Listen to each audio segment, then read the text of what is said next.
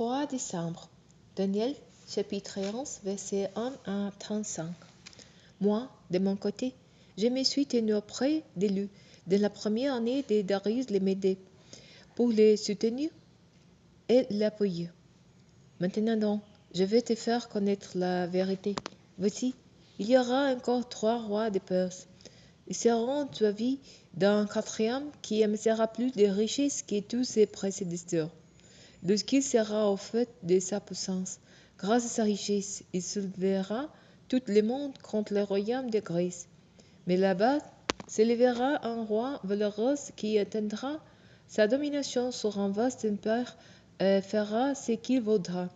Mais à peine aura-t-il assis son pouvoir que son royaume sera brisé et partagé aux 4 coins de l'horizon.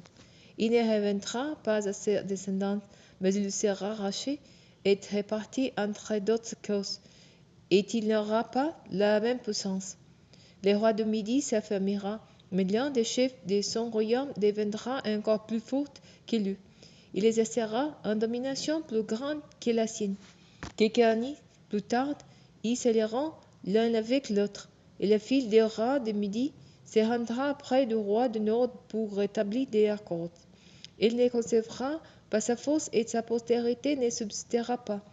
Il sera livré à la mort avec ceux qui l'avaient amené, de même que son père et celui qui l'avait soutenu pendant quelque temps. Mais un membre de sa famille s'élèvera et prendra la place de son père. Il marchera contre l'armée du roi du Nord, investira sa forteresse, l'attaquera et remportera la victoire. Il emportera même comme butin en Égypte leurs idoles et leurs statues de métal fondu avec leurs objets précieux d'or et d'argent consacrés à ses divinités. Pendant quelques années, il se tiendra loin du roi du Nord.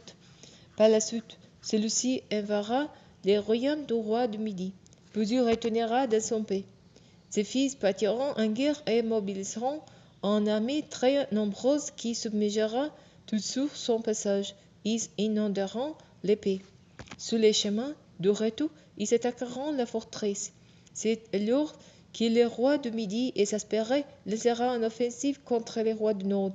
Il mettra sur pied une grande armée et il aura la victoire sur les troupes adverses. Une fois ces troupes vaincues, il s'enorgueillira et fera tomber des milliers d'hommes, mais ces triomphes seront de courte durée, car le roi du Nord reviendra en mobilisant de nouveau des troupes plus nombreuses que les premières, et après quelques années, il retournera en Égypte avec une immense armée et beaucoup de matériel de guerre. À ce moment-là, beaucoup se soulèveront contre le roi de Midi. Des hommes violents de ton peuple, Daniel, se soulèveront contre lui pour réaliser la prophétie, mais ils échoueront. Le roi du Nord viendra donc, il dressera des remblais, des sièges contre une ville fortifiée et s'en emparera. Les armées du roi du Midi ne résisteront pas au choc, même sa troupe d'élite n'aura pas la force de tenir devant lui. L'invainqueur avancera à sa guise et personne ne pourra lui résister. Il prendra ensuite position dans l'épée magnifique où il sèmera la destruction. Il entreprendra alors de venir avec toutes les forces de son royaume et il conclura une alliance avec les rois du Midi. Il lui donnera sa fille en mariage dans le but de détruire son royaume. Mais ce plan ne réussira pas et ce royaume ne lui appartiendra pas. Alors il se tournera du côté des îles et s'emparera de beaucoup d'entre elles. Mais en général mettra un terme à son arrogance injurieuse sans que les rois du Nord puissent que lui rendre. Ensuite, il reviendra se couper des citadelles de son propre pays, mais il trébuchera et tombera, et sang sera fait de lui. Son successeur enverra un exacteur dans le lieu, qui est la gloire du royaume.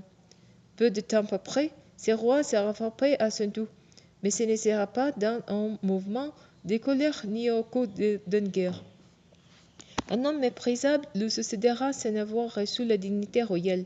Il se vendra un temps d'épée et s'emparera de la royauté à force d'intrigues. Les forces adverses qui débordant comme une inondation seront submergées et brisées par lui. Il tuera aussi un chef du peuple de l'Alliance. En dépit de l'accord conclu avec lui, il agira avec ruse. Il attaquera et répondra la victoire avec une poignée d'armes.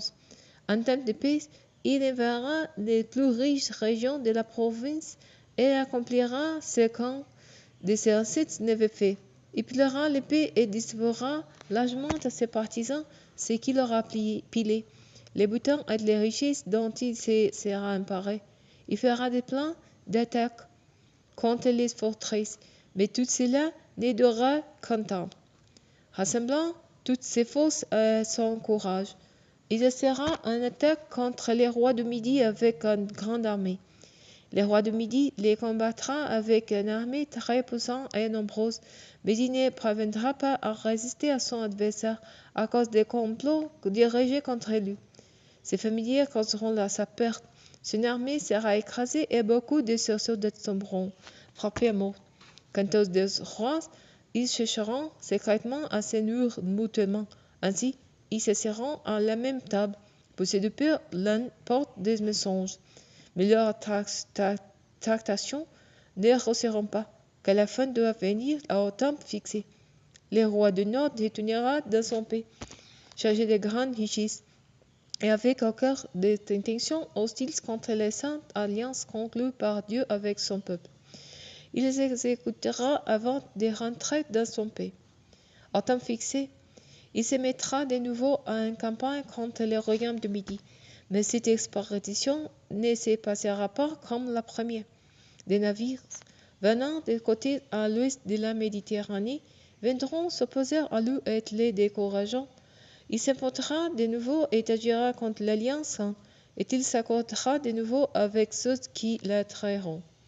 Certaines de ses troupes prendront position sous son ordre, et profaneront les sanctuaires et la citadelle, feront cesser les sacrifices perpétuels et installeront la profanation abominable.